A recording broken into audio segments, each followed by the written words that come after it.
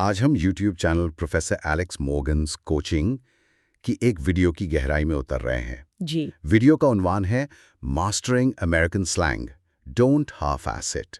جی professor Morgan کا کہنا ہے کہ یہ صرف ایک غیر رسمی فکرہ نہیں بلکہ ایک پوری ذہنیت ہے۔ بالکل، اور یہ ایک بہت دلچسپ موضوع ہے کیونکہ یہ صرف زبان تک نہیں رہتا، یہ آپ کے رویے، آپ کی ساخت، ان سب چیزوں پر اثر ڈالتا ہے۔ تو آج ہم اسی خیال کو کھولیں گے، اس فکرے کے پیچھے جو ثقافتی اور پیشہ ورانہ وزن ہے اسے سمجھیں گے اور دیکھیں گے کہ اس کا صحیح استعمال اور تلفظ کیسے آپ کی بات چیت کو بدل سکتا ہے۔ بالکل، ڈونٹ ہاف ایس اٹ سننے میں تو بہت سادہ لگتا ہے نا، لیکن یہ کام کے معیار اور ذاتی ذمہ داری کے بارے میں بہت کچھ کہتا ہے۔ تو چلیں پھر اس کی میننگ سے ہی شروع کرتے ہیں۔ ویڈیو میں پروفیسر نے کچھ بہت اچھی مثالیں دی ہیں۔ پہلی مثال ایک یونیورسٹی کے طالب علم کی ہے۔ سوچیں، رات کے 2 بج رہے ہیں اور کل صبح ایک بہت اہم اسائنمنٹ جمع کروانی ہے، اور نیند بھی آ رہی ہے۔ بالکل، تو آپ بس جلدی جلدی کچھ بھی لکھتے ہیں، نہ کوئی پروف ریڈنگ، نہ فارمیٹنگ، بس کام ختم کرتے ہیں۔ اور اگلی صبح جب پروفیسر آپ کا کام دیکھتا ہے تو اس کے چہرے پر مایوسی ہوتی ہے۔ پھر آپ کا کوئی دوست آپ کو سائٹ پر لے جا کر کہتا ہے، ہے next time don't half S. یہاں جو اہم نقطہ ہے وہ یہ ہے کہ ہاف ایس کرنے کا مطلب کام ادھورا چھوڑنا نہیں ہے۔ بالکل یہی، یہ بہت بڑی غلط فہمی ہے۔ آپ نے اسائنمنٹ تو جمع کروا دی تھی، کام تو ٹیکنیکلی طور پر مکمل تھا، لیکن اس کا معیار بہت ناقص تھا۔ جی، تو مسئلہ مقدار کا نہیں، معیار کا ہے۔ اچھا، تو یہ فکرہ دراصل محنت اور کوشش کی کمی پر تنقید ہے۔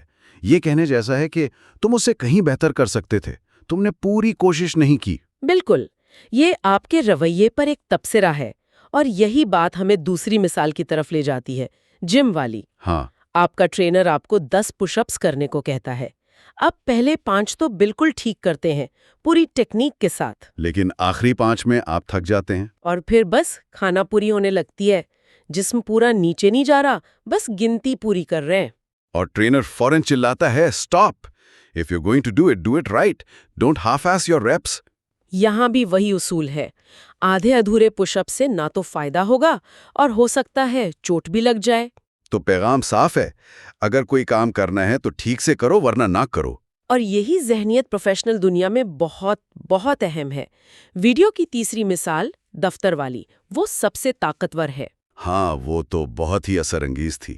آپ کا مینیجر آپ کو ایک چھوٹا سا بظاہر غیر اہم کام دیتا ہے، اور آپ اسے سنجیدگی سے نہیں لیتے، جلدی میں غلطیوں کے ساتھ مکمل کر کے بھیج دیتے ہیں۔ اگلے ہفتے ایک بڑا دلچسپ پروجیکٹ آتا ہے اور آپ کو امید ہوتی ہے کہ وہ آپ کو ملے گا، لیکن وہ کسی اور کو دے دیا جاتا ہے۔ اور جب آپ وجہ پوچھتے ہیں تو جواب ملتا ہے، ہمیں اس پروجیکٹ کے لیے کسی ایسے شخص کی ضرورت تھی جو تفصیلات پر توجہ دے۔ تم نے پچھلے کام کو ہاف ایس کیا تھا، اس لیے ہم تم پر اتنا بڑا رسک نہیں لے سکتے۔ یہ سننا واقعی بہت تکلیف دہ ہو سکتا ہے۔ اور یہی اس فکرے کا اصل سبق ہے۔ بالکل، یہ صرف ایک کام کے بارے میں نہیں ہے، یہ آپ کی ساکھ کے بارے میں ہے۔ چھوٹے کاموں میں لاپرواہی یہ پیغام دیتی ہے کہ آپ پر بڑے کاموں کے لیے بھروسہ نہیں کیا جا سکتا۔ امریکی کارپوریٹ کلچر میں تو خاص طور پہ آل ان یا گیونگ 100% کی سوچ کو بہت سراہا جاتا ہے۔ جی، آپ کا کام چاہے کتنا ہی چھوٹا کیوں نہ ہو، آپ کے ذاتی برانڈ کی نمائندگی کرتا ہے۔ تو اسے ہاف ایس کرنا اپنے ہی برانڈ کو نقصان پہنچانے کے برابر ہے۔ بالکل، یہ حیرت کی بات ہے کہ ایک سادہ سا سلینگ فکرہ اپنے اندر اتنی گہرائی رکھتا ہے، جی، اور جس طرح نیٹو اسپیکر اسے بولتے ہیں نا، اتنی تیزی اور روانی سے، اس سے اس کا اثر اور بڑھ جاتا ہے۔ ہاں، وہ اسے 4 الگ الگ الفاظ کی طرح نہیں بولتے۔ نہیں، بالکل نہیں، یہ ایک ہی خیال لگتا ہے۔ وہ یہ روانی کیسے حاصل کرتے ہیں؟ یہ کنیکٹڈ سپیچ یعنی جڑی ہوئی گفتگو کے اصولوں کی وجہ سے ہے۔ اگر ہم اسے آہستہ آہستہ بولیں تو یہ ہے ڈونٹ ہاف ایز اٹ۔ ٹھیک ہے، لیکن ایک امریکی اسے کچھ یوں بولے گا، don't have it. Don't have it. جی، ڈونٹ ہیف اٹ۔ اس کی 2 بنیادی وجوہات ہیں۔ چلیں ان کو کھولتے ہیں۔ پہلی وجہ کیا ہے؟ پہلا اصول ہے the disappearing T، یعنی غائب ہونے والی T۔ جب لفظ ڈونٹ کے بعد کوئی ایسا لفظ آئے جو کانسننٹ یعنی حرف صحیح سے شروع ہو، جیسے یہاں ہاف کا ایچ ہے، تو امریکی انگریزی میں اکثر ٹی کی آواز کو بولا ہی نہیں جاتا۔ اچھا، روانی کے لیے؟ بالکل. ڈونٹ کے آخر میں ٹی بولنے کے لیے زبان کو تالو سے لگانا پڑتا ہے، پھر فوراً ایچ کے لیے منہ کی پوزیشن بدلنی پڑتی ہے. اس اضافی محنت سے بچنے کے لیے وہ ٹی کو گرا دیتے ہیں. اچھا، یہ تو میں نے بھی محسوس کیا ہے. جیسے آئی ڈونٹ نو اکثر آئی ڈونٹ نو سنائی دیتا ہے، بالکل. یا ڈونٹ گو کی آواز ڈونٹ گو جیسی آتی ہے. یہی وہ چیز ہے. یہ زبان کو آرام دینے کا ایک قدرتی طریقہ ہے. ٹھیک ہے، اور دوسرا اصول؟ دوسرا اصول ہے کانسوننٹ ٹو واول لنکنگ، مطلب حروف صحیح کو حروف علت سے جوڑنا. ٹھیک ہے. فقرے کا آخری حصہ ہے ایز اٹ.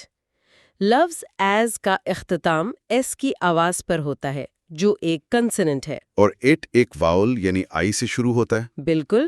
تو روانی کے لیے نیٹو اسپیکر ان دونوں آوازوں کو ملا دیتے ہیں. ایس کی آواز اگلے لفظ اٹ سے جڑ کر سٹ یا سٹ بن جاتی ہے. تو ایز اٹ مل کر ایسٹ بن جاتا ہے؟ جی. اچھا، جیسے واٹس اپ بن جاتا ہے واٹس ایپ، ہاں، یا ٹرن اٹ آف بن جاتا ہے ٹرن اٹ آف. بالکل صحیح. یہ آوازوں کو ایک دوسرے میں بہانے کا عمل ہے. یہی گفتگو کو ایک ردھم دیتا ہے. تو اگر ان دونوں اصولوں کو اکٹھا کریں، ڈونٹ کا ٹی غائب ہوا اور ایز اٹ جڑ گیا، تو نتیجہ نکلتا ہے ڈونٹ ہیو اٹ. بالکل. اور یہ جاننا صرف تلفظ کو بہتر نہیں کرتا، اس سے آپ کی سننے کی صلاحیت بھی تیز ہوتی ہے. صحیح. جب آپ کو پتا ہو کہ آوازیں کیسے جڑتی ہیں تو تیز انگریزی سمجھنا آسان ہو جاتا ہے. جی. ٹھیک ہے، یہ اصول تو سمجھ آ گیا، لیکن یہاں ایک دلچسپ سوال ہے. پوچھیں. ڈسپیئرنگ ٹی کا اصول تھا کہ ٹی کے بعد کانسوننٹ ہو تو وہ غائب ہو جاتی ہے. لیکن لاسٹ نائٹ جیسے فقرے میں کیا ہوتا ہے؟ وہاں بھی تو لاسٹ کے ٹی کے بعد نائٹ کا این ایک کانسوننٹ ہے. یہ ایک بہترین سوال ہے، اور یہ ہمیں امریکی تلفظ کی ایک اور گہرائی میں لے جاتا ہے. یہاں ٹی مکمل طور پر غائب نہیں ہوتی، اسے ہیلڈ ٹی یا روکی ہوئی ٹی کہتے ہیں. Held T. اچھا. اس کا مطلب ہے کہ آپ ٹی کی آواز پیدا کرنے کے لیے اپنی زبان کو تالو پر اسی جگہ رکھتے ہیں جہاں ٹ بولنے کے لیے رکھتے ہیں. لیکن آپ ہوا کا وہ جھٹکا باہر نہیں نکالتے جو آواز پیدا کرتا ہے. آپ ہوا کو وہیں روک لیتے ہیں اور فوراً اگلا لفظ نائٹ بولنا شروع کر دیتے ہیں. تو سننے والے کو ایک مکمل ٹی کی آواز نہیں آتی، بلکہ ایک ہلکا سا وقفہ محسوس ہوتا ہے. بالکل، ایک رکی ہوئی آواز کا احساس، لاسٹ نائٹ کی طرح. اچھا. یہ بہت لطیف ہے، لیکن یہی چیزیں گفتگو کو قدرتی بناتی ہیں. ایک اور مثال، ہاٹ ڈاگ. اسے ہاٹ ڈاگ بولا جائے گا، ہاٹ ڈاگ نہیں. جی. اب اس سے جڑا ایک اور اہم اصول ہے فلیپ ٹی. فلیپ ٹی. یہ تب استعمال ہوتا ہے جب ٹی دو واؤلز کے درمیان آ جائے، جیسے واٹر میں. ہاں، واٹر. یہاں ٹی ایک ہلکی ڈ جیسی آواز میں بدل جاتا ہے، تو یہ واڈر بن جاتا ہے. ایک منٹ، جسٹ اے مومنٹ. اس فقرے کو ایک امریکی تیزی میں کیسے بولے گا؟ یہاں ٹی کے بعد اے ہے جو ایک واؤل ہے. تو یہاں فلیپ ٹی کا اصول لاگو ہوگا. جسٹ اور اے کے بیچ میں آنے والا ٹی ایک نرم ڈ کی آواز میں بدل جائے گا. تو یہ جزدہ سنائی دے گا؟ بالکل. لیکن اس سے بھی زیادہ دلچسپ بات کچھ اور ہے. وہ کیا؟ کہ اے کی آواز یہاں اے کیوں نہیں ہے؟ ہاں، یہ ایک بہت عام سوال ہے. اسے جسٹ ڈے ہونا چاہیے تھا، لیکن یہ جزدہ کیوں ہے؟ گفتگو میں کسی لفظ یا حرف پر زور یعنی سٹریس نہیں ہوتا تو وہ اکثر اپنی پوری آواز کھو کر شوا میں بدل جاتا ہے. اچھا. لفظ اے جب اکیلا ہو تو اس کی آواز اے ہوتی ہے، لیکن فقرے میں یہ غیر اہم ہے، اس پر زور نہیں دیا جاتا. تو یہ ا کی آواز دیتا ہے. بالکل. تو انگریزی کا ردھم اہم الفاظ پر زور دینے اور غیر اہم الفاظ کو کمزور کرنے سے بنتا ہے. صحیح. شوا وہ گوند ہے جو اس ردھم کو جوڑے رکھتی ہے. یہ انگریزی میں سب سے زیادہ استعمال ہونے والی آواز ہے. تو جسٹ اے مومنٹ میں زور جسٹ اور مومنٹ پر ہے، اے پر نہیں. اسی لیے یہ جسٹ اے مومنٹ بن جاتا ہے. اس ایک آواز کو سمجھنا نیٹو جیسی انگریزی کی طرف ایک بہت بڑا قدم ہے. یہ تو واقعی ایک گہری بات ہے. لیکن واپس اپنے مول فکرے پر آتے ہیں. جی. Don't half S it. اس کے استعمال کے حوالے سے ایک اہم سوال ہے. یہ سننے میں تھوڑا سخت اور غیر رسمی لگتا ہے. کیا اسے کسی بھی صورتحال میں استعمال کیا جا سکتا ہے؟ یہ بہت اہم سوال ہے. مثلاً کیا میں اپنے باس سے یہ کہہ سکتا ہوں؟ اس کا سیدھا جواب ہے بالکل نہیں۔ بالکل نہیں؟ نہیں، یہ ایک سلینگ اصطلاح ہے اور کافی غیر رسمی ہے۔ اس کا استعمال بہت زیادہ سیاق و سباق پر منحصر ہے۔ اسے آپ دوستوں میں یا ایسے ساتھیوں کے ساتھ استعمال کر سکتے ہیں جن کے ساتھ آپ کا تعلق بہت دوستانہ اور بے تکلف ہو۔ تو پھر اسے دفتر میں استعمال کرنے کے کیا خطرات ہو سکتے ہیں؟ دیکھیں، اگر آپ اپنے مینیجر، کلائنٹ یا کسی سینئر شخص سے یہ کہیں گے تو یہ بدتمیزی سمجھی جا سکتی ہے۔ غیر پیشہ ورانہ رویہ؟ جی، یہ فقرہ ایک قسم کی تنقید ہے اور رسمی ماحول میں تنقید کرنے کے زیادہ مہذب طریقے موجود ہیں۔ جیسے؟ آپ کہہ سکتے ہیں "This work needs more attention to detail" یا "Let's aim for a higher standard of quality here." تو اصول یہ ہے کہ اپنے سامعین اور ماحول کو سمجھیں۔ بالکل، زبان صرف الفاظ کا مجموعہ نہیں ہے، یہ سماجی آداب کا بھی آئینہ دار ہے۔ چلیں، جو کچھ ہم نے سیکھا ہے اسے پرکھنے کے لیے ایک چھوٹا سا ریپڈ فائر راؤنڈ کرتے ہیں۔ بہترین۔ میں 10 الفاظ بولوں گا، آپ نے صرف یہ بتانا ہے کہ اس میں ٹی کی آواز کا سیاق و سباق کیا ہے۔ کیا وہ 2 واولز کے درمیان ہے، کسی کانسوننٹ سے پہلے ہے یا فقرے کے آخر میں ہے؟ چلیں کرتے ہیں۔ پہلا لفظ واٹر، 2 واولز کے درمیان، کیٹنپ، کانسوننٹ این سے پہلے، پوٹنٹ، فقرے کے آخر میں، ایٹیٹیوڈ، 2 واولز کے درمیان، گریٹ، فقرے کے آخر میں، گیٹ آن، واول او سے پہلے، ہاٹ ڈاگ، کانسوننٹ ڈی سے پہلے، رائٹ ناؤ، کانسوننٹ این سے پہلے، سٹی، 2 واولز کے درمیان، اور آخری ایٹ دا۔ کانسوننٹ ٹیچ سے پہلے۔ بہترین۔ یہ ایک اچھی مشق تھی۔ اس سے یہ واضح ہوتا ہے کہ ایک ہی حرف سیاق و سباق کے لحاظ سے کتنی مختلف آوازیں دے سکتا ہے۔ بالکل۔ چلیں اب اس ساری معلومات کو ذہن میں رکھنے کے لیے ایک چھوٹا سا ایکشن پلان بناتے ہیں۔ ٹھیک ہے۔ آج رات سونے سے پہلے صرف ایک بار آئینے کے سامنے کھڑے ہو کر خود سے کہیں "Whatever I do tomorrow, I won't half-ass it."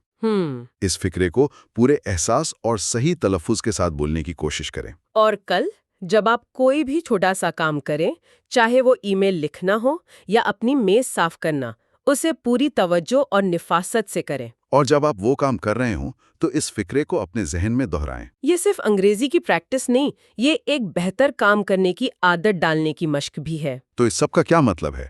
اس گہری بات چیت کا نچوڑ کیا ہے؟ میرے خیال میں اس کا نچوڑ یہ ہے کہ زبان سیکھنا صرف الفاظ اور گرامر رٹنا نہیں ہے، یہ اس زبان کی موسیقی اور اس کے پیچھے چھپی ذہنیت کو سمجھنے کا نام ہے۔ صحیح ہیں وہ آپ کی پہچان بناتا ہے۔ اور جہاں تک تلفظ کا تعلق ہے تو شوا اور کنیکٹڈ سپیچ جیسے اصول اس زبان کی خفیہ دھڑکن ہے۔ واہ! اب جب آپ اس راز سے واقف ہو گئے ہیں تو ایک سوال پر غور کیجیے گا۔ جی، جب آپ اگلی بار کوئی انگریزی گانا سنیں یا فلم دیکھیں تو صرف مطلب پر نہیں بلکہ اس کے ردم پر بھی توجہ دیں۔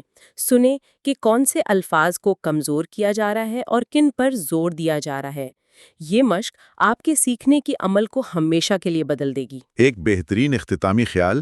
اس گہری گفتگو کے لیے آپ کا بہت شکریہ۔ شکریہ۔ اور امید ہے کہ ہمارے سننے والے بھی اپنے کام اور اپنی انگلش دونوں کو ہاف ایس نہیں کریں گے۔